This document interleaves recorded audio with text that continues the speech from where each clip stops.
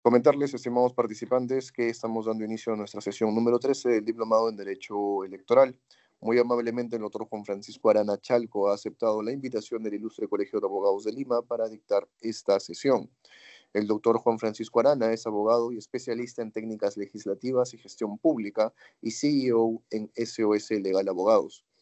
El doctor Juan Francisco Arana es abogado con más de 20 años de experiencia en el Congreso de la República del Perú, especializado en técnicas legislativas, derecho parlamentario y desarrollo normativo, candidato a magíster en ciencia política, convención en gestión pública y en derecho empresarial, consultor en políticas públicas, desarrollo legislativo y asesor parlamentario en comisiones investigadoras y despachos congresales. Asimismo, es CEO de la firma legal SOS Legal Abogados, experto conferencista y autor en temas de derecho informático y técnica legislativa. Estimado autor, nuevamente agradecerle por aceptar la invitación del Ilustre Colegio de Abogados de Lima. Recibo el cordial saludo de nuestra directora académica, la doctora Minerva Córdoba Sena, y por supuesto también de nuestro decano, el doctor Raúl Canelo Rabanal. Adelante con su clase, doctor. Muchas gracias. Muchas gracias. Buenas tardes, noches. Es grato el poder ir con ustedes y poder desarrollar estas temáticas, y por eso vamos a iniciar hablando de aspectos relacionados dentro del ámbito del derecho parlamentario. Tenemos que ubicarnos en el sentido de que el derecho parlamentario es una rama que ha adquirido autonomía de la línea del ámbito del derecho público, ¿no? Y por supuesto, el derecho parlamentario comprende aspectos relacionados a técnica legislativa, teoría legislativa. Estamos hablando de, y también y algunos componentes de ciencia política en materia de organización del Estado, estructura del Estado. Y en ese sentido, cuando hablamos de democracia representativa, hablamos procedimientos legislativos, hablamos componentes de ciencia política y componentes de derecho parlamentario. Y por eso es importante tocar esencialmente una institución, un poder del Estado que regula las relaciones de poder y el funcionamiento de la estructura del Estado a partir del Congreso. Cuando nosotros pensamos en el Congreso de la República, ya tenemos que ubicar esencialmente a una institución política de carácter representativo. Y cuando hablamos de representación, estamos hablando que en la actualidad somos poco más de 30 millones de habitantes, de los cuales un porcentaje importante ya tienen uso de sus derechos civiles y políticos, son mayores de edad y ejercen sufragio.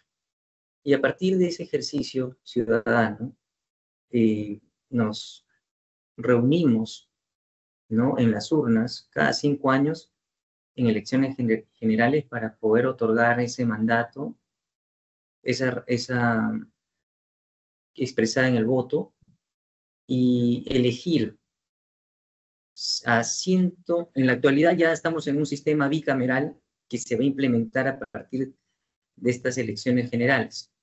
Y yo digo que para este periodo 2021-2026 se han elegido 130 congresistas de la República. Y estos 130 congresistas de la República en este sistema unicameral, recordemos que el día de hoy vamos a tocar componentes del sistema bicameral, pero necesariamente tenemos que partir de que en la actualidad nos encontramos en un sistema unicameral en transición a un sistema bicameral, ¿no? A partir de la reforma constitucional que se ha efectuado, y por supuesto, a partir de que este Congreso de la República, al aprobar esa reforma constitucional, lo que ha determinado es, y a partir de la ley 31.988, esta ley aprobada el año pasado, en 2024, orienta hacia el cambio del sistema unicameral hacia el bicameral, ¿correcto? Entonces tenemos que comprender y situarnos muy bien en esta dinámica. Y para eso, yo lo que quiero comentarles es que esencialmente es el Congreso, digamos, que a partir de estas elecciones generales, elegidas cada 5 años, recibe el mandato del pueblo, ¿no? Expresado en los votos, y a partir de ese mandato que reciben, estos 130 representantes congresistas de la República ejercen esa función de representación de la ciudadanía en el poder cumplir las funciones que vamos a desarrollar a continuación, ¿no? Y es por eso que siempre escuchamos y leemos que el poder emana del pueblo y representa al pueblo. Es el Congreso, ¿no? Quien es elegido por el pueblo para hablar por el pueblo, ¿no? ¿Y qué características son propias de ello? Es que el Congreso reproduce las características del país. Recordemos que de las 25 circunscripciones que existen, circunscripciones estamos hablando de espacios geográficos, ¿no? Estamos hablando de que tenemos 24 departamentos, ¿no? Esa es la división política. La representación en autoridades son gobiernos regionales y una provincia constitucional. Tenemos 25, ¿no? Autoridades que representan políticamente, y en materia electoral tenemos un distrito electoral adicional que es Lima Provincias y otro distrito electoral adicional que viene a ser los peruanos en el exterior. Es decir, con 26 circunscripciones electorales se eligen o se van a hacer toda la justicia electoral, el cómputo de votos y por supuesto también el poder materializar en resultados oficiales quienes van a conformar el Congreso de la República. ¿Bien? Y se ejemplifica el componente de representación, ¿no? Que tiene el Parlamento, el Congreso. Y otra característica que tiene el Congreso es que ayuda a resolver el conflicto en una sociedad. Es decir, los congresistas de la República son interlocutores entre las autoridades y el pueblo, y son ellos quienes son convocados por reuniones, con invitaciones, con acciones para intermediar en conflictos sociales, o sea, canalizan, ¿no? Ayudan. Y otra característica es que constituye una garantía del sistema democrático. Recordemos que es el Congreso, un poder del Estado, que comparte también dentro de la estructura del Estado con otros poderes, como es el Poder Ejecutivo, liderado por el Presidente de la República, ¿no? Ejemplificado el Poder Ejecutivo por el Presidente del Consejo de Ministros, el Poder Judicial. El Poder Judicial tiene sus autoridades y es la Presidenta del Poder Judicial quien representa a los jueces del país. Y sobre esa base, también tenemos que señalar que en el ámbito de la representación, cada 5 años se eligen a estos 130 congresistas y ellos acceden a este cargo de congresista a partir que los partidos políticos, que son el canal, ¿no?, de participación política de los ciudadanos para poder competir en elecciones libres, justas y, digamos, que sean respetuosas del ordenamiento jurídico. Entonces son estos partidos que llevan a estos representantes y conforman los 130 congresistas. Este universo de 130 congresistas van a conformar grupos parlamentarios, bancadas parlamentarias. En la actualidad hay 13 bancadas parlamentarias y conforme vienen transcurriendo el tiempo, algunos parlamentarios renuncian a bancadas, forman otras bancadas y dentro del Congreso la forma de representar los partidos son a través de las bancadas parlamentarias. Un ejemplo de ello es que existen partidos por el número de congresistas que ha obtenido en los resultados electorales, tienen menos de 5 congresistas, y son con 5 congresistas que se forman con un grupo parlamentario. Y muchas veces, para formar grupos parlamentarios, se unen diversos congresistas de diversos partidos, también aquellos que han renunciado, y conforman una nueva bancada. Por eso es que no necesariamente los partidos que han sido electos van a tener, digamos, el mismo número de congresistas por el cual llegó representando ese partido en el Congreso, porque en las bancadas los congresistas particularmente, primero no tienen mandato imperativo y ellos pueden, de acuerdo al reglamento del Congreso, pueden formar bancadas y grupos parlamentarios o grupos parlamentarios tan solo con 5 miembros. Y para eso tenemos que entender cuáles son las funciones del Congreso. Y cuando hablamos de funciones del Congreso, necesariamente tenemos que comprender que el Congreso de la República tiene esencialmente 3 funciones, ¿no?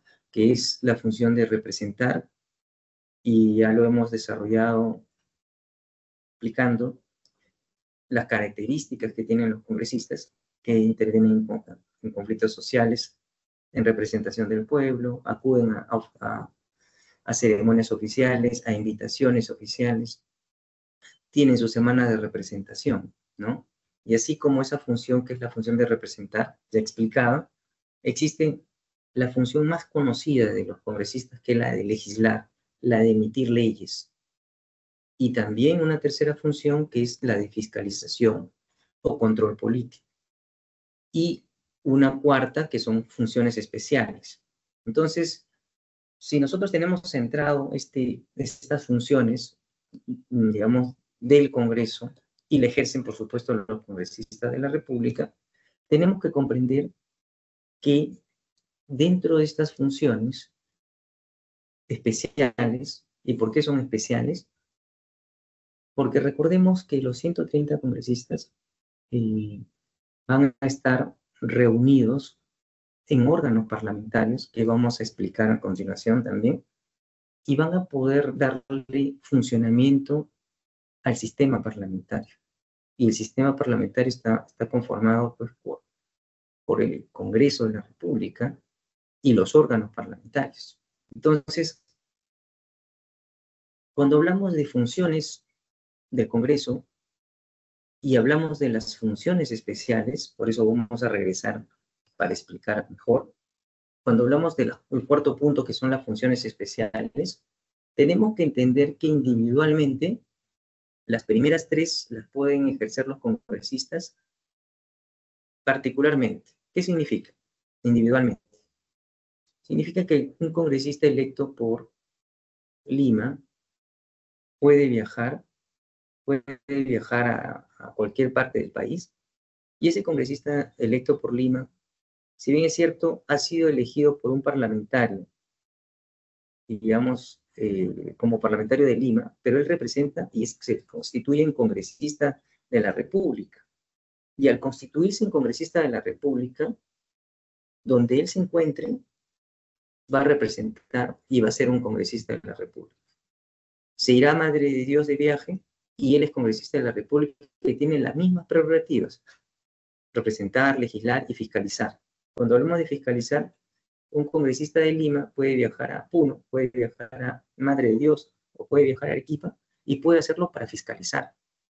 Igual un congresista electo por Apurímac puede hacer fiscalización y control político en cualquier parte del país, porque es un congresista de la República. Entonces, estas 3 funciones que hemos hablado, representar, legislar y fiscalizar, control político, son funciones individuales que ellos van a ejercer en su actividad, porque son altos funcionarios, pero esas 3 funciones también en conjunto las pueden ejercer como cámaras, como grupos de trabajo, como comisiones, como reunidos dentro de los órganos parlamentarios. Entonces, Acá tenemos que ver que existe una dualidad, ¿no? Que existe una línea en la cual el congresista de la República tiene iniciativas particulares como congresista, pero también iniciativas colectivas, porque recordemos que para poder aprobar leyes, los congresistas se tienen que reunir en un gran órgano que se llama Pleno del Congreso. Entonces, así como los congresistas de la República tienen el número de 130, tienen un presidente y eligen a un presidente del Congreso, también en su oportunidad ellos eligen a un presidente de comisión, eligen a un vocero parlamentario, perdón, y en ese sentido, estas tres funciones, que son individuales y también pueden ser colectivas, van a contribuir a ejercer las funciones especiales. Y estas funciones especiales que vamos a desarrollar a continuación hace que, por ejemplo, el Congreso,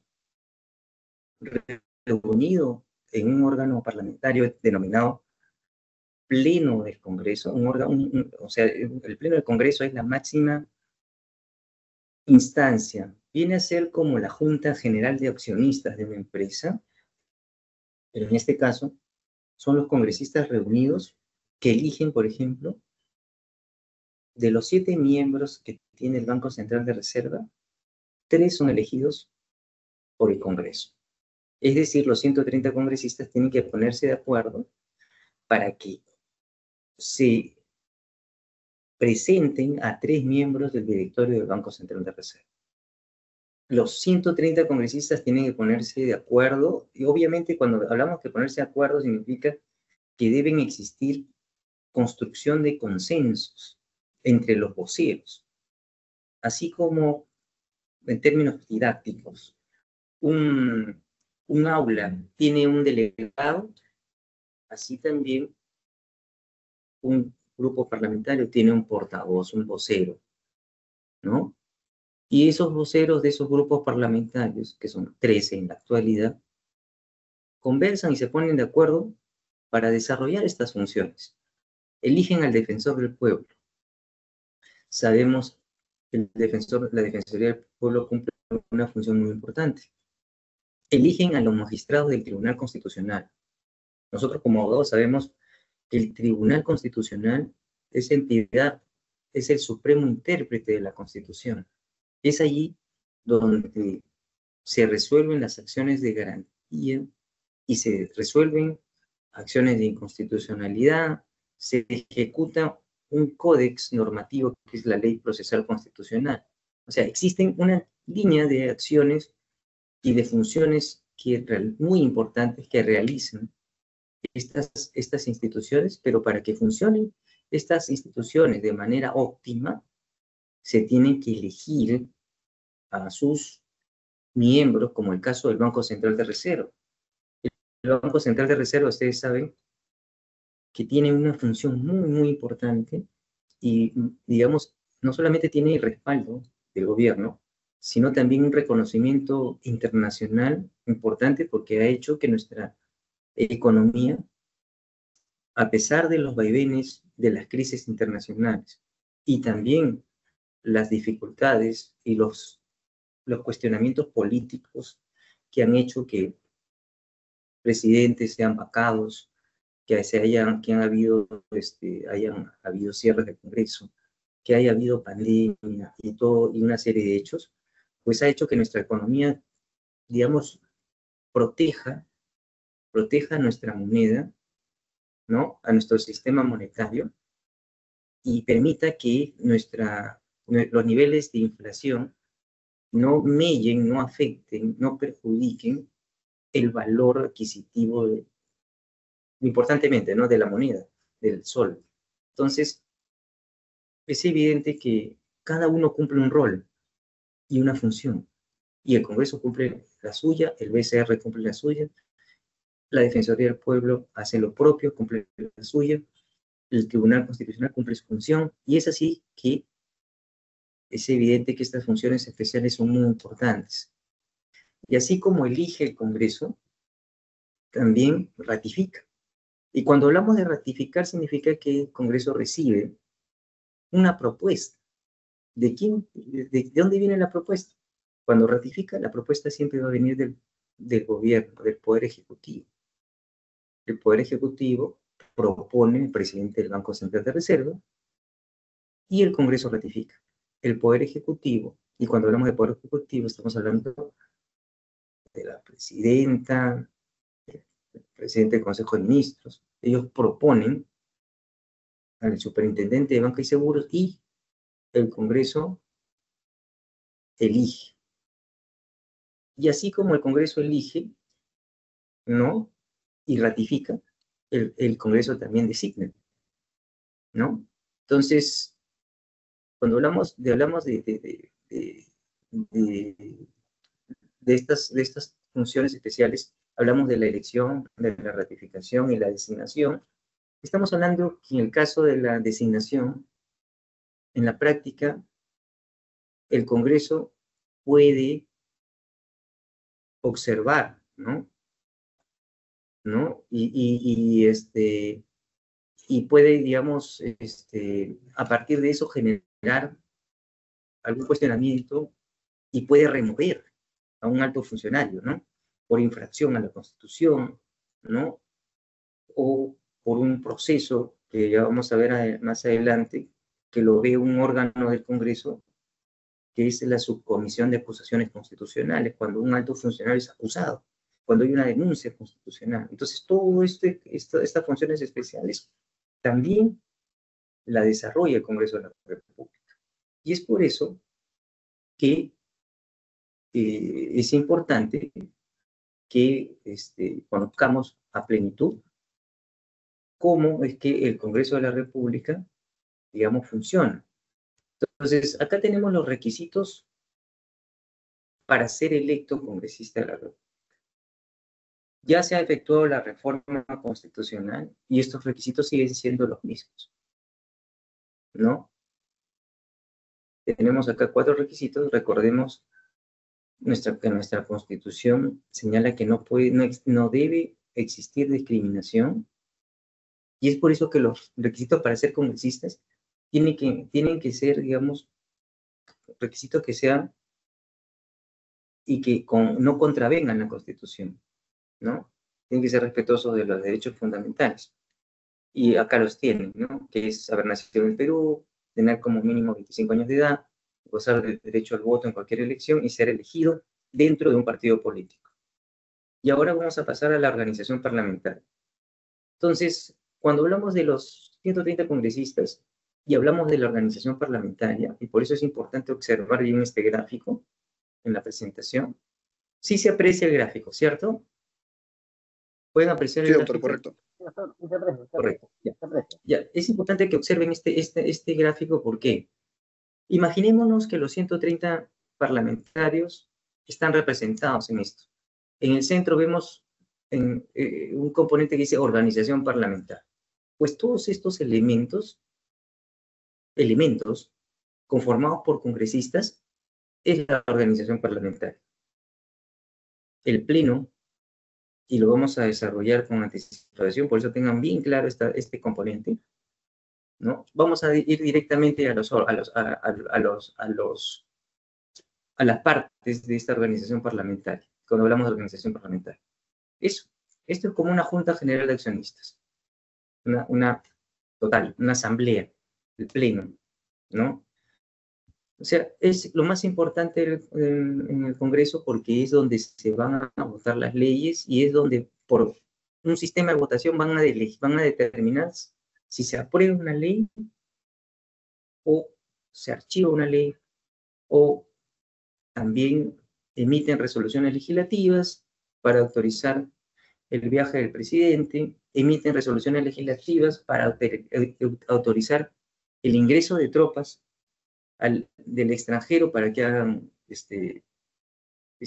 hagan, digamos, ejercicios militares, porque finalmente es importante para que nuestras Fuerzas Armadas estén a un nivel óptimo y una serie digamos, de convenios, se aprueban tratados, muchas cosas muy importantes. Entonces, en el pleno ahí se ponen y es la máxima instancia donde tienen que ponerse de acuerdo los congresistas. Y es por eso que el Pleno están constituidos por otros órganos del Parlamento, ¿no? Y estos órganos del Parlamento, finalmente, van a tener una labor, un rol.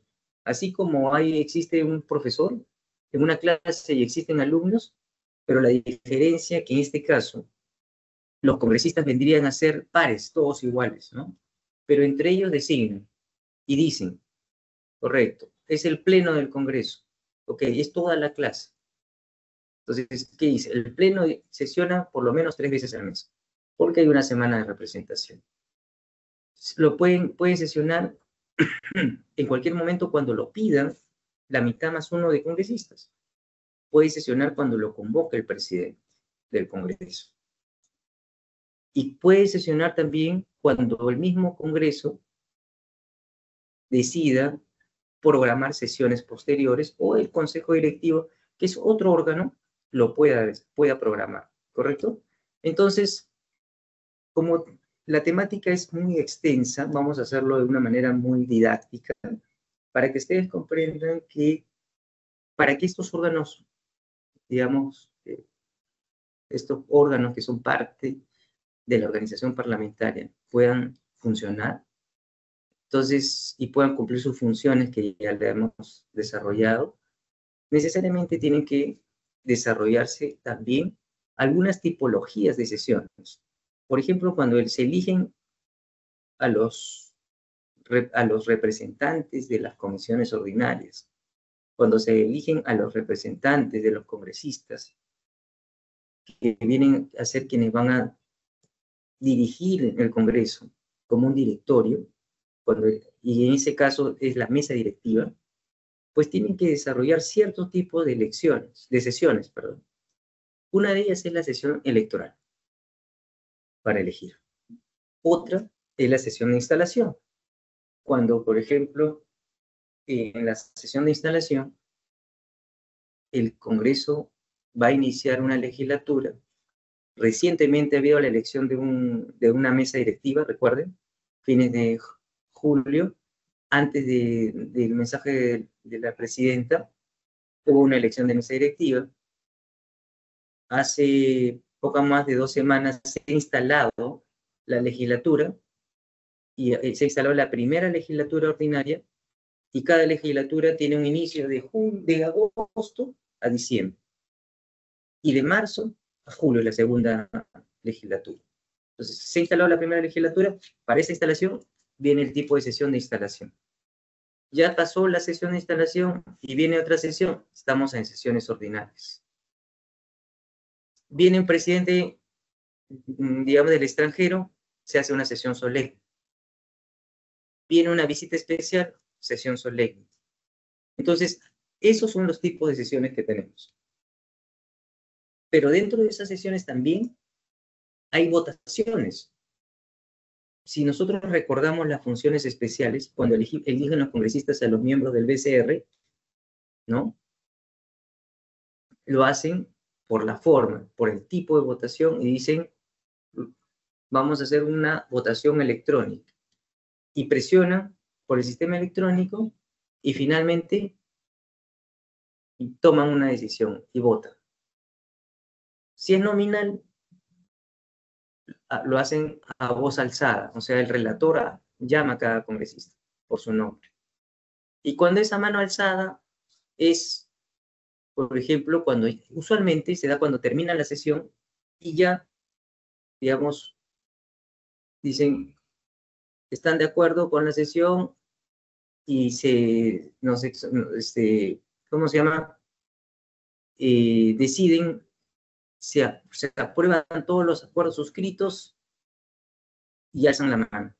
Y cuando es por cédula, por ejemplo, cuando eligen al presidente del Congreso, cada votante anota y firma su nombre y después hacen el cómputo y ahí tenemos diversos tipos de votaciones por la forma.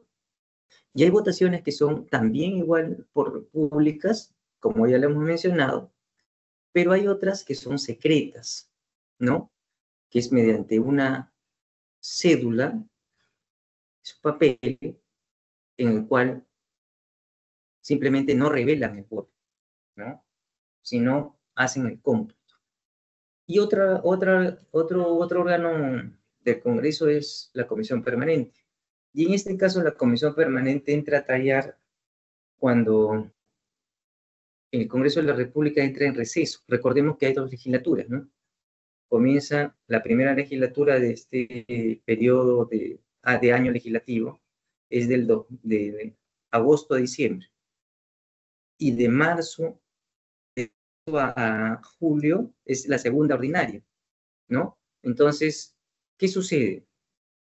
Cuando tenemos un espacio de tiempo entre enero y marzo, el Congreso entra en receso parlamentario, la Comisión Permanente inmediatamente se activa por defecto, ¿no? Y también cuando es necesario elegir y ejercitar ciertas funciones especiales, ¿no? Por ejemplo, cuando van a hacer un proceso de acusación constitucional, ¿no? O van a remover a un alto funcionario, solamente determinan y materializan, digamos, este tipo de órgano que se designa, por supuesto, está designado, ¿no? Y que esa comisión permanente tiene la función, por ejemplo, de designar al Contralor, de ratificar al presidente del BCR y el SBS, aprueba créditos suplementarios, ejercita delegación de facultades que el Congreso le otorga. Cuando hablamos de delegación de facultades legislativas es que el Congreso, por ser un tema especializado, le otorga al Poder Ejecutivo al gobierno, para que pueda legislar en ciertas materias. Y, por supuesto, sujeta a control posterior, ¿no? Entonces, esas leyes que salen, esos decretos legislativos, finalmente es el Poder Ejecutivo que ya, con esta delegación de facultades, lo perfeccionan y se publican y salen como decretos. Correcto. Entonces, para eso se tiene que sancionar una ley. Hay una ley que autoriza esta delegación de facultades, no es que simplemente es una decisión, todas estas decisiones se materializan en una ley, siempre tienen que tenerlo presente. Por eso, nosotros como conocedores del derecho, seamos abogados o no, porque pueden haber otros profesionales que participan también en este curso, tenemos que comprender que la importancia del Congreso es vital para el funcionamiento del Estado.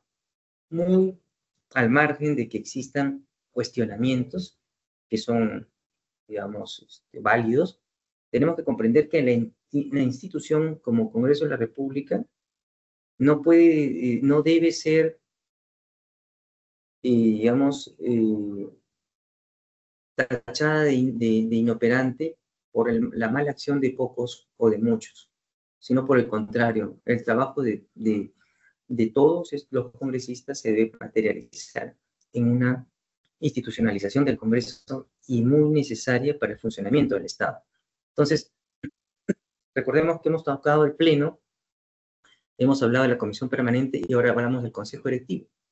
Entonces, el Consejo Directivo, y ahí ven en la fotografía, lo integran la mesa directiva, los voceros de cada bancada y también los mismos voceros de cada bancada acreditan proporcionalmente, por supuesto, porque recordemos, cuando todo es proporcional, siempre hay que tener presente mucho la proporción.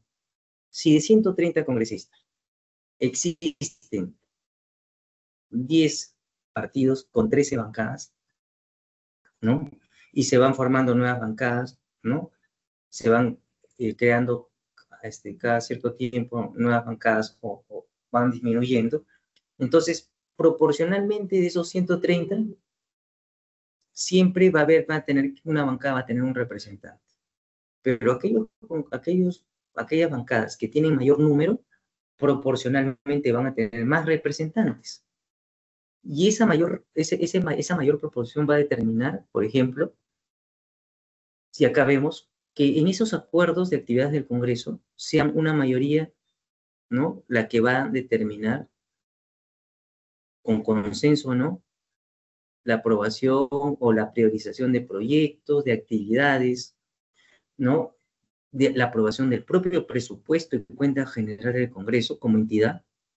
Entonces, va a fijar el tiempo de debates, va a aprobar el trabajo del legislativo y el cuadro de comisiones.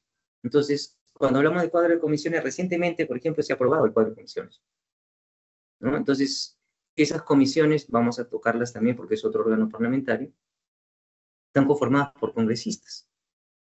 Y así como el Consejo Directivo tienen esa proporcionalidad, también en las comisiones esa proporcionalidad.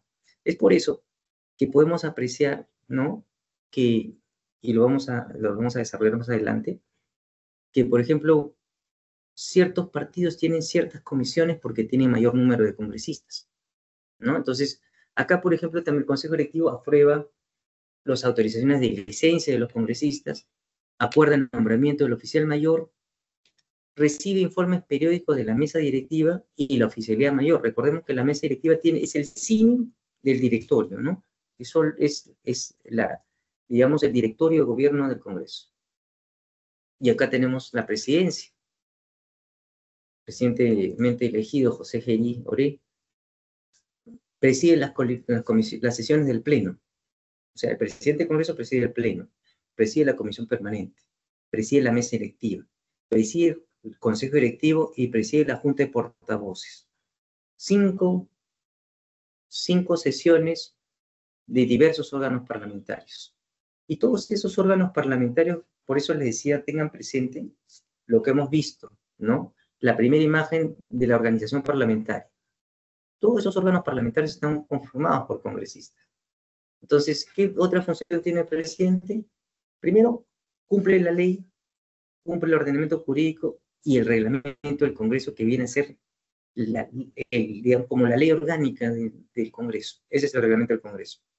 El presidente del Congreso firma con uno de los vicepresidentes las autógrafas de ley y también somete a consideración del Consejo Directivo la agenda, o sea, lleva al Consejo Directivo la agenda del Congreso, de las leyes, mociones, informes, acusaciones, en ese documento que se denomina agenda, para poder someter la votación.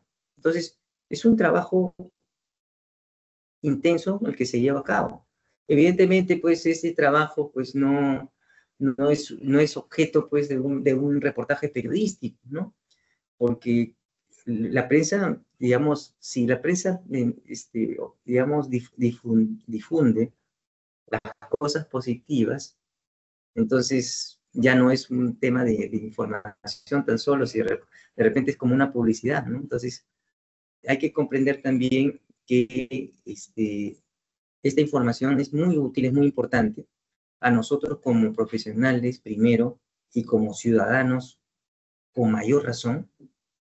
Tenemos que tener esa cultura democrática, política, de poder informarnos y poder comprender cómo que se está sucediendo las cosas, poder entender cómo es que de repente una decisión del Estado, ¿no? Porque es una decisión del Estado, en la cual, por ejemplo, el Congreso ha aprobado recientemente la creación de un distrito, el distrito de Santa Rosa, apenas lo aprobó es un proyecto del Ejecutivo la creación de un distrito, o sea, el proyecto se pasó, la presidencia del Consejo de Ministros presentó ese proyecto, el Congreso lo debatió en comisión, ese proyecto de la Comisión de Descentralización que fue aprobado por unanimidad, después subió y se remitió al Consejo Directivo para que lo priorice y entre a la agenda, en la agenda ingresó, el presidente sometió a votación este proyecto, lo aprobaron, después de aprobarse, la presidenta lo promulgó, obviamente no lo observó porque es un proyecto del Ejecutivo, es la creación de un distrito muy importante, se publicó y a partir de esa publicación, ¿no? Eso generó una observación de un gobierno extranjero, en el sentido de que el Perú lo que estaba haciendo era, en una política de Estado de protección de sus fronteras, distribuir presupuesto a partir de la creación de un distrito. Entonces, si nosotros analizamos solamente la parte final, la foto de la carrera, ¿no? Del hipódromo, del ganador, y no vemos, por ejemplo, que desde el inicio, antes de la carrera, había un joker, ¿no? Claro, un joker, una yoqueta, un joker que estaba con un caballo desde atrás, ¿no? Bregando, luchando, luchando, y finalmente él ha sido el ganador, y no vemos el proceso, pues nos vamos a perder muchas cosas importantes, ¿no? Porque finalmente ese seguimiento, esa previsibilidad que finalmente se están dando, es no solamente revisar las normas legales y decir ya se aprobó y listo, ¿no? Ahora es ley, no.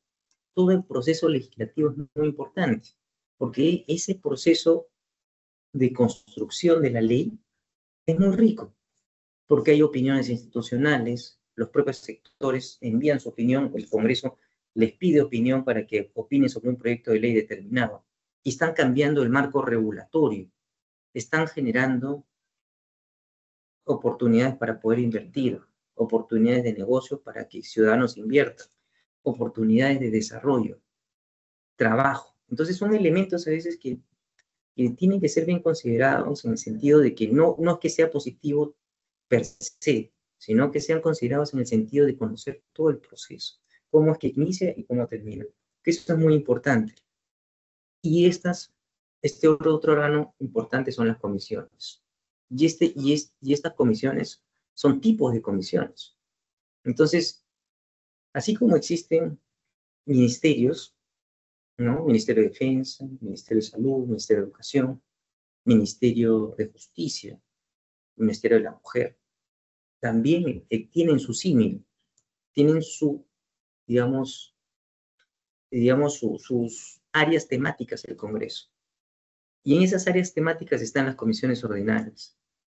En esas áreas temáticas, estas comisiones se van a encargar del estudio y dictamen de los proyectos de ley. Y estos proyectos de ley van a transcurrir todo el circuito parlamentario. Y por supuesto, hablamos del derecho parlamentario, ¿no? Esto es derecho parlamentario, o sea, cómo se invocan procedimientos, cómo se invocan principios, cómo existe un reglamento del Congreso, cómo hay elecciones para elegir un presidente del Congreso, ¿no?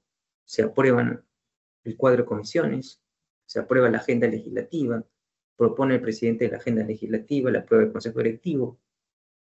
Las comisiones ordinarias están conformadas por congresistas, pero también tienen su mesa directiva cada comisión ordinaria, así como hay un presidente del Congreso, hay un presidente de Comisión de Justicia, hay un presidente de la Comisión de Presupuesto, que es donde en esta Comisión de Presupuesto y Cuentas Generales de la República, donde el Poder Ejecutivo presenta su proyecto de ley del presupuesto para el siguiente año. O sea, el presupuesto de este 2025 ha sido aprobado en el 2024. La Constitución dice que hay un límite, un tiempo para aprobarse. Entonces, todos estos elementos son importantes que nosotros, como profesionales y sobre todo como ciudadanos, conozcamos. Saber que en el Estado no se gasta nada si no está autorizado por ley.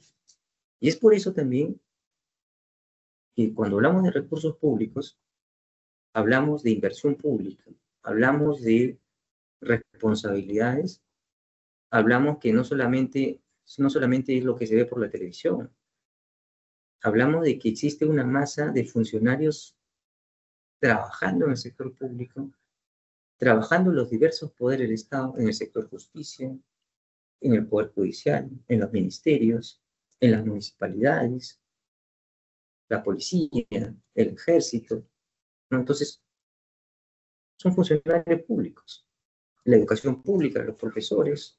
Entonces, todo eso, esos recursos que les son asignados, las remuneraciones, todo el gasto de inversión, gasto corriente, finalmente está delimitado en partidas presupuestales y eso se aprueba en el Congreso, lo formula el Poder Ejecutivo. Entonces, Si dimensionamos las cosas que comprenden el funcionamiento de los poderes del Estado, nosotros tenemos que entender la importancia del rol que cumplen estas instituciones. Y por eso es importante conocer cómo funciona nuestro sistema. Es un privilegio el que tenemos los abogados, el poder conocer la ley, pero es un mayor privilegio el poder conocer cómo se forman las tendencias y cómo se forman las leyes. Entonces, os invito a interesarse en esta temática, en esta especialidad que es el derecho parlamentario, sobre todo que, así como este órgano, que son las comisiones, órgano parlamentario, que son las comisiones ordinarias, existen comisiones de investigación, comisiones especiales, comisión de ética parlamentaria, comisión de levantamiento de inmunidad, subcomisión de constituciones constitucionales. Hemos hablado de las comisiones ordinarias, lo vamos a tocar también más adelante, ¿no? Pero lo que quiero mencionarles en este caso es que estas comisiones, tal cual, también en tipología, intervienen otras comisiones, como son comisiones de investigación. ¿Y cómo es que estas comisiones de investigación nacen? Que tienen un origen distinto a las comisiones ordinarias, ¿eh? Recordemos que las comisiones ordinarias son las comisiones encargadas de estudios y dictámenes de proyectos de ley. Las comisiones de investigación, como su palabra, como su nombre lo dice, son de investigadores. Tienen prerrogativas, y cuando hablo de prerrogativas estamos hablando de facultades muy especiales, como por ejemplo, en la parte de citaciones. Tienen la fuerza de la citación y pueden hacer uso de la fuerza pública en caso que no, digamos, los citados acudan, sean funcionarios o no funcionarios, ¿no? Tienen, digamos, aspectos de levantamiento de secreto bancario, ¿correcto? Entonces, son prerrogativas que van y que son, digamos, ejercidas en el ámbito de estas comisiones justamente para la búsqueda de un objetivo. Y ese objetivo está delimitado, está construido en un documento que se denomina moción. Esa moción, ustedes habrán mencionado, escuchado, por ejemplo, moción de interpelación, moción de saludo, ¿no? Hay una moción. Por ejemplo, a partir de este tema, de esta situación que se dio en el ámbito internacional con nuestro país y la República de Colombia, ¿no? El Congreso emitió un congresista presentó una moción para poder invitar al ministro de Relaciones Exteriores y al ministro de Defensa a que informen. Lo aprobaron y se constituyeron ellos, estos altos funcionarios, en el Congreso de la República. Entonces, toda esta organización parlamentaria finalmente hace que la dinámica del poder vaya fluyendo a partir de que existen prerrogativas, funciones de los congresistas, funciones especiales que exigen, así como eligen, designan, ratifican, también remueven a altos funcionarios. Entonces, son cosas importantes que hacen que funcione y cada uno cumpla su rol. Y así como existen estas comisiones de investigación, también existen comisiones especiales, ¿no? Que tienen un fin protocolar, ceremonial, ¿no? O también de estudio especial, ¿no? Una comisión especial para la reforma del Código Civil, por ejemplo. Si nosotros vemos nuestro Código Civil del año 84, para ese Código Civil se desarrolló una comisión especial. Otra comisión que tenemos es la Comisión de Ética. ¿Por qué? Porque el reglamento del Congreso, que es como la ley orgánica del Congreso, digamos una ley que comprende artículos relacionados al procedimiento de la ética parlamentaria, y a partir de eso existe recuerden que los congresistas no están sujetos a mandatos operativos, existe una comisión designada, elegida por los mismos congresistas, para que se conformen esta comisión y vean los casos relacionados a los propios congresistas, faltas y observaciones que han podido ser de conocimiento público o no público, en los cuales tomen una decisión y haya sanciones, llamadas de atención y demás, ¿no? Y así como existe esta comisión, también existe la Comisión de Levantamiento de Inmunidad Parlamentaria, porque aquellos congresistas que cometan algún tipo de delito que no esté dentro del ámbito de la función, o sea, que no es, o sea, como no está sujeto a mandato operativo, si cumple ciertos tipos de delitos, tiene que venir una petición de levantamiento de inmunidad de la Corte Suprema. Entonces, en ese sentido, esa comisión lo que hace es evalúa si procede o no las peticiones. Y así como esa comisión también tiene la subcomisión de acusaciones constitucionales, que califican la admisibilidad de procedencia de las denuncias, ¿no? Denuncias constitucionales. Y a partir de eso, de esas denuncias, desarrolla investigación y participa y hace suyo los procesos de concesión constitucional por una infracción, ¿no? O delitos que hayan sido cometidos en el ejercicio de la función o o aquellos que hayan cesado, digamos, hasta 5 años después de dejar el cargo, ¿no? Entonces, en ese componente, el control político se materializa, ¿correcto? Entonces, es importante que ustedes sepan cómo funciona esto, ¿no? Acá tenemos otro órgano parlamentario, que es grupos parlamentarios, que vienen a ser los voceros, ¿no? Así como un delegado de un aula, el vocero no solo participa en los debates, sino habla a nombre del grupo parlamentario y participan para poder desarrollar la calendarización de la orden del día. Y cuando hablamos de la calendarización de la orden del día, necesariamente tenemos que comprender que son los grupos parlamentarios que se ponen de acuerdo para darle prioridad a determinado tema y deciden, ¿no? En la Junta de Portavoces, por ejemplo, darle prioridad a una ley, al debate de una temática y sobre todo al poder sacar adelante que ese debate se traduzca en un resultado. Y ese resultado, uno de ellos puede ser la aprobación o la no aprobación de un proyecto de ley, ¿no? Entonces, ellos también se encargan de la entrega de la agenda del acta, o sea, con sus aportes, construyen y priorizan los proyectos, las mociones, los informes. También con los grupos parlamentarios proponen a los candidatos a la mesa directiva. Los grupos parlamentarios integran el consejo directivo y la junta de portavoces, y su función es y obviamente ¿cómo se llama? Ellos también van a contribuir a presidir y proponer un número proporcional de comisiones. Un parlamentario, pues, por ejemplo, acá vemos, digamos que tiene 73 congresistas electos, va a tener una presencia, un número de comisiones importantes. Uno que tiene de repente 5, de repente va a tener una comisión. Otro que tiene 20 va a tener 4 comisiones. Entonces, hay una distribución, ¿no? Y esa distribución finalmente hace que funcione el sistema. La Junta de Portavoces es el espacio físico donde se van a reunir los voceros, los representantes de los grupos parlamentarios, ¿no? Por ejemplo, ellos elaboran el cuadro de comisiones, también un proyecto de una ley, para llegar a ser ley, necesariamente tiene que ser dictaminada, pero en otros casos pueden ser exoneradas de dictamen, ¿no? Y pasan de frente al Pleno y votan, ¿no? Y ordenan, ¿no? Entonces, finalmente, son los voceros o los delegados de los grupos parlamentarios quienes van a materializar, digamos, estas funciones. Y ahora, pasado a la organización parlamentaria, si así lo consideran, de repente podemos darnos un break de unos minutos para poder tomar ese descanso. A ver. Claro que sí, doctor, a su indicación. Perfecto. Podemos tomar Entonces, un minuto de 15 sí, minutos, doctor. sí, por favor. Muchas gracias. Perfecto, doctor. 7:25 retomamos. Bueno, entonces vamos a comenzar con los procedimientos legislativos, ¿no?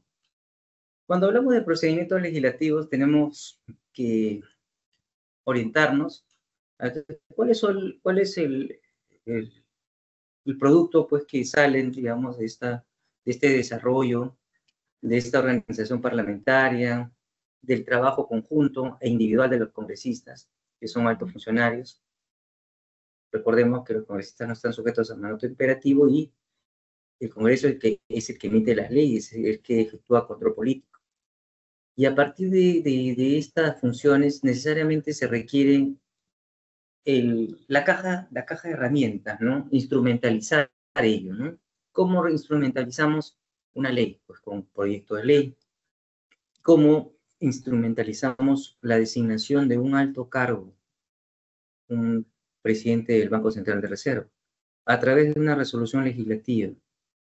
¿Cómo instrumentalizamos el trabajo del Congreso, el trabajo del Poder Ejecutivo, el trabajo de los funcionarios públicos en el siguiente ejercicio económico a través de una ley de presupuesto? ¿Cómo materializamos que el control político se ejecute en acciones de control ex ante, ex post y concurrente o concurrente? Cuando tenemos una preocupación por un problema iniciado, por ejemplo, por un gobierno extranjero que señala que existe un conflicto y para nosotros no, estamos en potestad de lo que es nuestro territorio, pues a través de una moción de orden del día, invitando a los funcionarios digamos, que tienen competencia en esos temas en materia de defensa y seguridad, ministro de Defensa, en materia de relaciones exteriores y aspectos relacionados a la política exterior de nuestro país, se invita al ministro de Relaciones Exteriores. Entonces, vemos que estos instrumentos efectivamente cumplen un rol, cumplen una función, y tenemos que comprender cómo funciona la dinámica, ¿no?, del control, ¿no? La dinámica de estos productos, cómo se materializan estas funciones, los pedidos de información, artículo 96 de la Constitución, artículo 87 del reglamento. Todos los congresistas, o el congresista de la República, mejor dicho, tiene la facultad de requerir informes, ministros, miembros del directorio del PCR, Defensoría del Pueblo, municipalidades, gobiernos regionales, tienen un plazo de 15 días hábiles para responder. Otro instrumento de control.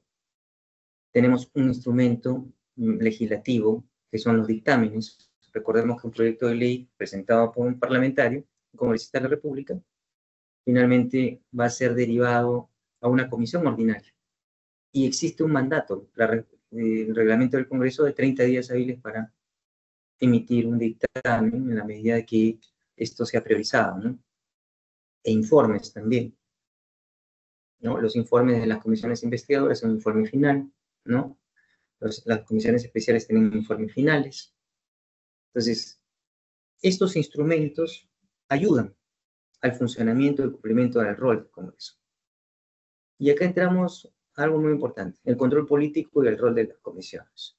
Entonces, sabemos que las comisiones es un órgano parlamentario, sabemos que el control político es una función de los congresistas. Entonces, acá tenemos ya instrumentos de control parlamentario, ¿no? Y cuando hablamos de instrumentos de control parlamentario, estamos hablando, por ejemplo, de investidura, ¿no?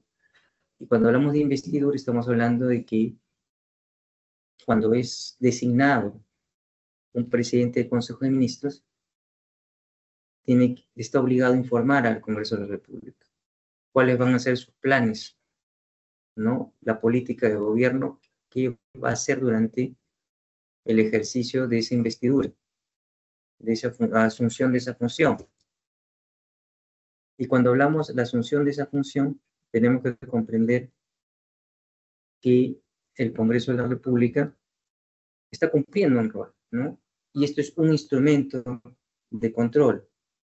Y tenemos que comprender esencialmente que cuando hablamos de interpelación, es que existe un cuestionamiento a la función de un ministro. Y esta interpelación de ministros obliga a que exista un procedimiento de control para ello, ¿no? El ministro va a ser, digamos, objeto de unas preguntas. Estas preguntas va a tener que responderlas en el pleno del Congreso, ¿no? Esta estación de preguntas finalmente van a ser objeto de repreguntas, de cuestionamientos.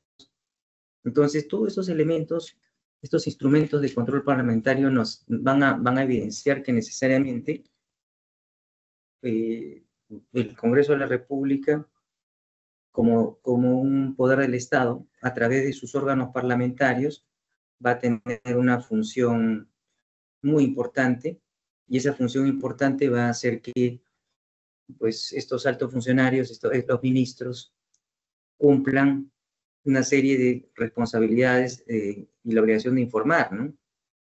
El componente de la cuestión de confianza, el componente en el cual los ministros piden la cuestión de confianza del Congreso sobre un determinado tema, ¿no? Y el Congreso, pues decide o no darle la cuestión de confianza. Otro instrumento de control político son las comisiones de investigación. Habíamos conversado que estas comisiones de investigación se forman a partir de una moción, ¿no? Se instrumentaliza esta moción, y esa moción va a permitir, ¿no?, que ante esa instrumentalización, en esa moción aprobada en el Pleno del Congreso, le otorguen el plazo para poder cumplir esa función, ese mandato que le da el Pleno. Y a partir de ese cumplimiento y el informe final, se determinará el Congreso qué acciones va a ejecutar, ¿no? Entonces, a partir de estos instrumentos de control, el Congreso va a cumplir la función de control político, ¿no? Por ejemplo, la función especial de remoción de un alto funcionario, pues conlleva que exista, en principio, una acusación constitucional, ¿no? No solamente estamos hablando de ministros, estamos hablando de presidentes, estamos hablando a miembros de la Corte Suprema.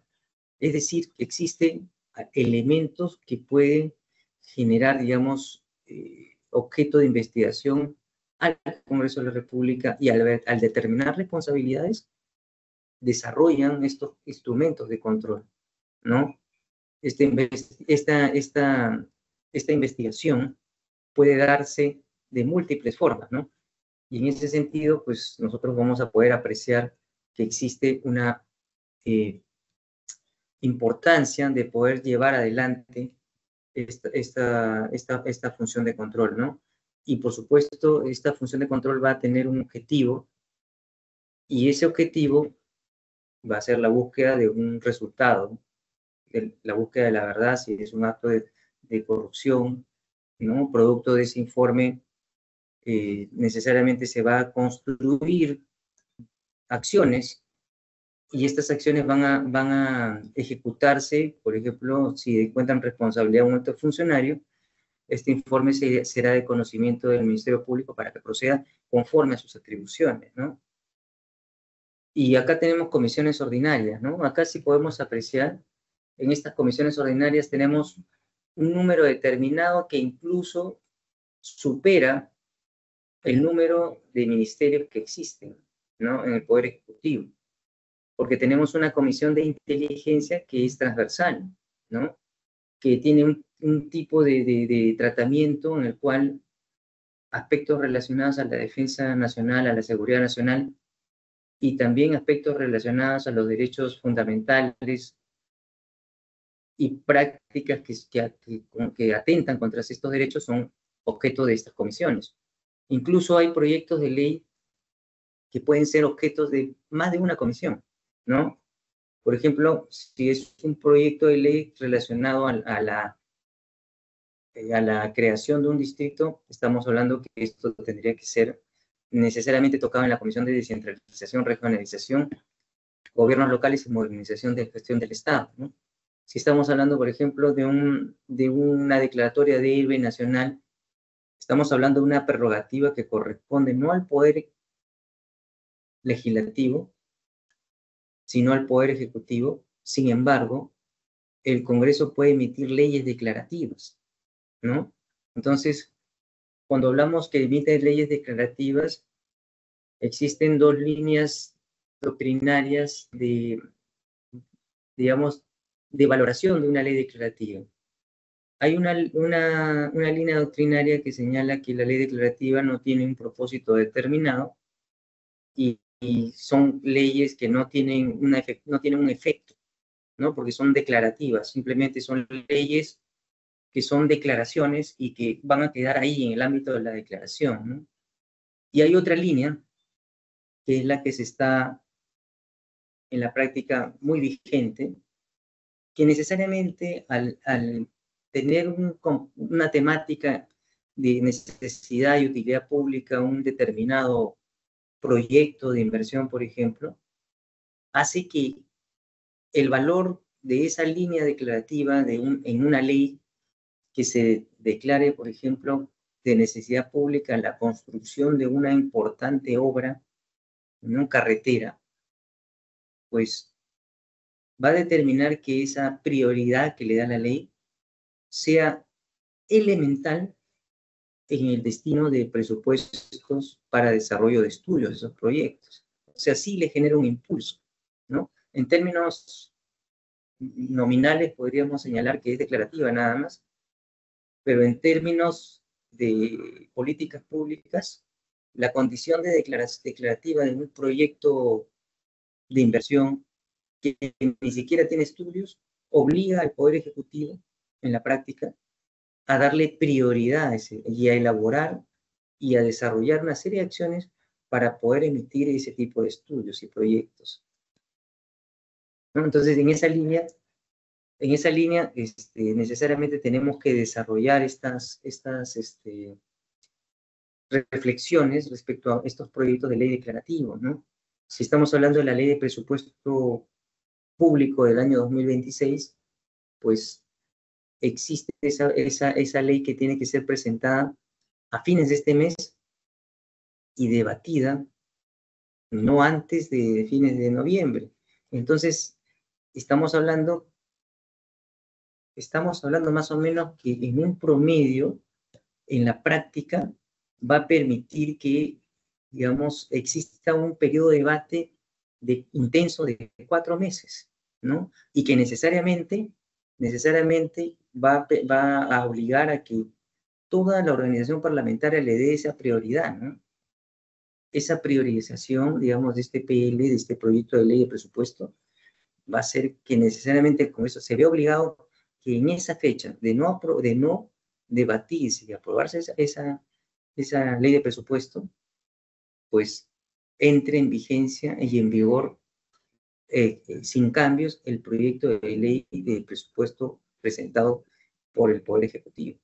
Entonces, son espacios de oportunidad y espacios políticos en los cuales, dentro de la estructura de la organización parlamentaria, se van a debatir temas muy, muy relevantes, ¿no? Recuerden que el Congreso, digamos, autoriza necesariamente, por ejemplo, el presidente de la República viaje al exterior, ¿no? Autoriza que no solamente, digamos, aspectos relevantes como la creación de distritos pasen por el Congreso, aspectos relevantes en la que la declaratoria de guerra, ¿no? Necesariamente sea a través de una norma acá en el Congreso. Y aspectos tan relevantes que involucran investidura de ministros, mociones de vacancia, designación de altos funcionarios, ¿no? Autorización de ingreso de tropas al extranjero, ¿no? Y aspectos que definitivamente son vitales para el funcionamiento del Estado, ¿no? Entonces, estas temáticas las vamos viviendo y nuestro día a día es absorbido por nuestras actividades y toda esta situación genera pues una dificultad, ¿no? Digamos, cuando el componente del Poder Legislativo y el Poder Ejecutivo y también el Poder Judicial entran, digamos, en en enfrentamientos y puedan generar de repente una inoperancia del Estado, ¿no? Entonces, a pesar de todos estos cambios que vienen dando en materia política, es evidente que necesariamente estas situaciones tienen que, digamos, llevarse a un clima, digamos, de que existan unas relaciones adecuadas, relaciones, digamos, de respeto entre poderes del Estado, pero siempre en cumplimiento de la Constitución, ¿no? Recordemos que siendo la Constitución una norma de primer orden, es allí donde se van a desarrollar los principios y valores que deben primar en las relaciones entre el poder ejecutivo, poder legislativo y el poder judicial. Y por supuesto el funcionamiento del Estado, que está desarrollado en el título cuarto, estructura del Estado, el capítulo primero que corresponde al poder legislativo, el funcionamiento, el proceso de formación de la ley, los aspectos de control político, las funciones especiales, y son funciones muy relevantes que ayudan a que el Congreso de la República, en sus relaciones con el Poder Ejecutivo, finalmente dé leyes de importancia para que pueda funcionar el Estado y también puedan funcionar las instituciones y se puedan cumplir y puede haber un control posterior ex ante y un control concurrente para preservar también el buen funcionamiento del Estado, ¿no? Entonces, todos esos elementos es importante comprender y todos esos elementos es necesario que se tengan presente para poder trabajar el desarrollo y la estructura del Estado. Permítame unos minutos, voy a pasar, digamos, al desarrollo de lo que son las comisiones investigadoras. Acá tenemos 4 comisiones que en la actualidad están vigentes. Esto es tomado justo del día de hoy del Congreso de la República. Y tenemos comisiones investigadoras, por ejemplo, de carácter multipartidario para ver la ejecución del presupuesto público de transferencias del Poder Ejecutivo, de los programas sociales, OPDs, o los organismos públicos descentralizados, los organismos supervisores, con un espacio de 250 días hábiles, ¿no? Y ahí van a determinar responsabilidades penales, civiles y administrativas o constitucionales. Tenemos otra relacionado a una investigación sobre un contrato de concesión de reserva fría. Tenemos una comisión investigadora multipartidaria sobre atención de niños y familias afectados con exceso de plomo, ¿no? En metales tóxicos en zonas mineras de Pasco y del Perú. Entonces, y finalmente tenemos una comisión investigadora respecto a los actos vinculados a la negociación, celebración de homologación y ejecución de acuerdos de colaboración. Y todos estos elementos y todas estas prerrogativas han sido aprobadas y constituidas por mociones. Ustedes pueden apreciar que cada una de estas comisiones tiene una moción, ¿no? Pues esa moción se ha aprobado en el Pleno del Congreso. Y tenemos otra tipología de comisiones, como es la Comisión de Ética Parlamentaria, de la que ya hemos hablado, y que por supuesto esta comisión se va a encargar de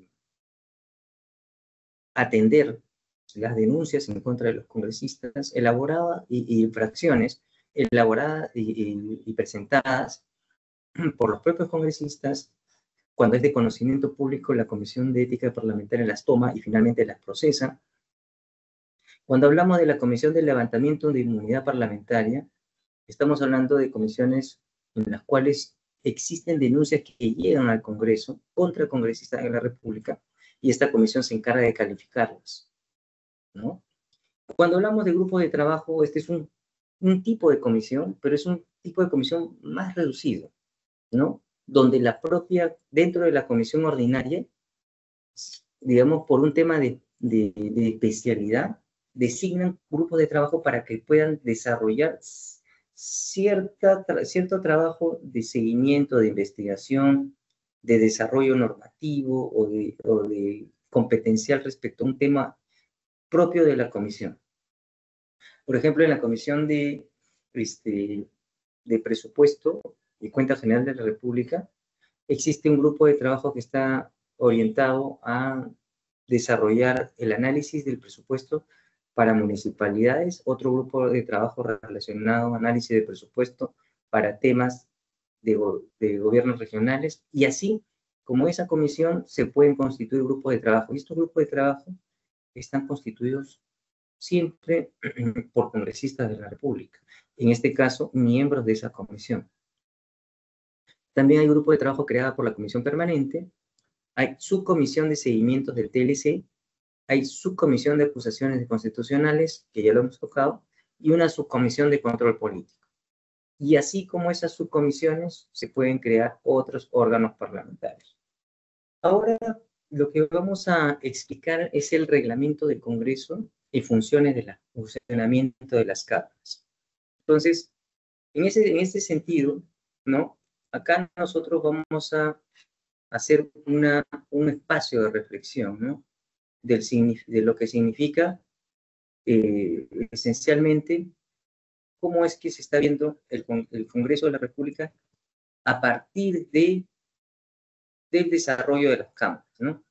No sé si pueden apreciar esto. ¿Se aprecia? Yo lo que quiero explicarles es lo siguiente.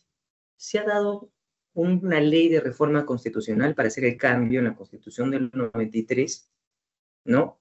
E incorporar algunos artículos para la creación del Senado y la Cámara de Diputados, ¿no? Entonces, en la actualidad, este Congreso de la República, que es unicameral, dentro de la Comisión de Constitución existen proyectos de resolución legislativa para el reglamento de las cámaras de diputados y proyectos de resolución legislativa para el reglamento de la Cámara de Senadores. Entonces, ¿qué es lo que sucede? Con la ley de reforma constitucional que se ha dado y en su momento se explicó en la ley 31.988, ahí se incorporan una serie de artículos. Por ejemplo, el artículo 102A habla acerca de las atribuciones del Senado, ¿no?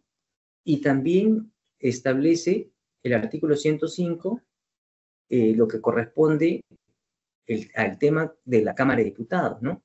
Entonces, recordemos que en nuestra tradición constitucional han habido esta bicameralidad hasta antes del año 92, ¿no? Hasta 5 de abril del 92 hubo la ruptura del orden constitucional y se dio la Constitución del año 93. Entonces, a partir de todo este proceso, esencialmente las cámaras venían funcionando de una manera en la cual los congresistas, los diputados y los senadores podían presentar proyectos de ley, ¿no? Ambos, ¿correcto? Sin embargo, para este proceso de reforma constitucional se está debatiendo en la Comisión de Constitución si es que los proyectos de ley solo lo van a presentar los diputados y va a ser el Senado, la Cámara Reflexiva, la que en doble votación va a decidir si pasa o no ese proyecto. Y en caso de no pasar, va al archivo. Entonces, en esa línea, en el análisis de esta ley de reforma constitucional se evidencia que ese va a ser, digamos, el mayor cambio que va a existir en el sistema bicameral. Porque antes, por ejemplo, los diputados y los senadores presentaban proyectos de ley, le daban la numeración, pero la denominación correspondiente hacía que se debatan cada uno de ambos proyectos en ambas cámaras. Entonces, la arquitectura del sistema parlamentario lo están orientando a que sea, digamos, el Senado que apruebe o modifique la propuesta. Y esta propuesta ha tenido que ser remitida, ¿no? por la Cámara de Diputados. Y el Senado se va a encargar de remitir la autógrafa de ley al presidente de la República. Entonces estamos hablando otra tipología. Y por eso es importante que se entienda lo relevante digamos, de un sistema en el cual va a existir esa cámara reflexiva que le dan esa competencia al Senado. Es más, en el proyecto, en la ley de reforma constitucional, o sea, aparece aspectos relacionados en los cuales cuando el Senado desaprueba un proyecto que ha sido votado en la Cámara de Diputados, al final, o sea, al desaprobarlo, eso se archiva definitivamente. Entonces, eso da como significación que la complementariedad de ambas cámaras tiene que ser, digamos, muy fino, ¿no? En el sentido de que pueden haber proyectos que son muy, muy relevantes y que son de necesidad y urgencia, en el cual el Senado va a tener que tomar un aspecto reflexivo y una determinación óptima, ¿no? Estos elementos nos hacen apreciar que el sistema bicameral de antes a ahora definitivamente van a tener que tener digamos, una línea legislativa de coordinación óptima, política y también en materia de organización parlamentaria para que los proyectos de ley fluyan con una rapidez y que las leyes que se den no solamente cumplen las condiciones en materia de técnica legislativa, que es la técnica, estamos hablando de la forma, cómo es que debe salir la ley, sino también en la teoría legislativa, en el contenido de la ley. Entonces, recordemos que dentro de la organización parlamentaria van a haber debates a nivel, digamos, de la Cámara de Diputados, en las comisiones correspondientes, recordemos cómo son las comisiones ordinarias, y también a nivel de Senado, también ellos van a tener sus comisiones. Entonces, evidentemente, ambos reglamentos, tanto de la Cámara de Diputados y la Cámara de Senadores, van a tener que tener una sintonía, ¿no? Y a partir de esta digamos, línea de trabajo, los primeros resultados van a evidenciar, digamos, qué tan bueno es el sistema, ¿no? Es decir, en el Senado de esta reforma constitucional, pues definitivamente toda iniciativa legislativa va a pasar por la Cámara de Diputados primero, es aprobada, el Senado puede aprobarla o modificarla, va a promulgarla y dispone la publicación el presidente de la República, ¿no? Eso no va a cambiar. Sin embargo, después que sea observada por el Poder Ejecutivo, se entiende que eso va a retornar al Congreso. Y eso, por ejemplo, va a tener un cuestionamiento en el sentido de que la Cámara de Diputados va a tener que tener una fina coordinación con la Cámara de Senadores, y en el caso de haber modificado esa ley aprobada, ese proyecto de ley aprobado en la Cámara de Diputados, va a tener que tener una sintonía, ¿no? Y esa sintonía va a hacer que vaya por insistencia ese proyecto de ley aprobado, ¿no? En Cámara de Diputados va a tener que ser sometido a senadores y finalmente en este tema ya promulgado por el mismo Congreso, ¿no? Es decir, eso, digamos, ahorita se entiende que eso va a ser objeto de los proyectos de reglamento que se están en curso de debate en la Comisión de Constitución. Entonces, en la actualidad, se tiene entendido que existen tres proyectos de resolución legislativa, ¿correcto? Y que en el transcurso se pueden incrementar a muchos más, ¿no? Entonces, este tema, por ejemplo, es un tema de implementación del proceso de reforma constitucional. Y es un proceso en el cual tenemos que estar bastante atentos porque finalmente eso significa que el trabajo legislativo, digamos, va a tener otro tipo de exigencias en un sistema bicameral, ¿no? Y eso sería todo por cuanto debo compartirles. Si hubiera alguna pregunta, encantado de poder atenderla. Y si hubiese algún comentario o alguna, digamos, observación, coordinación, aporte, yo encantado, y ahí tienen mi correo electrónico para poder atender esos requerimientos. Muchas gracias. ¿Algunas Muchas gracias, preguntas? doctor. Fue un gusto poder escucharlo en su ponencia. Estamos abriendo la ronda de preguntas. Los participantes, si desean, pueden habilitar sus micrófonos para gestionar alguna consulta.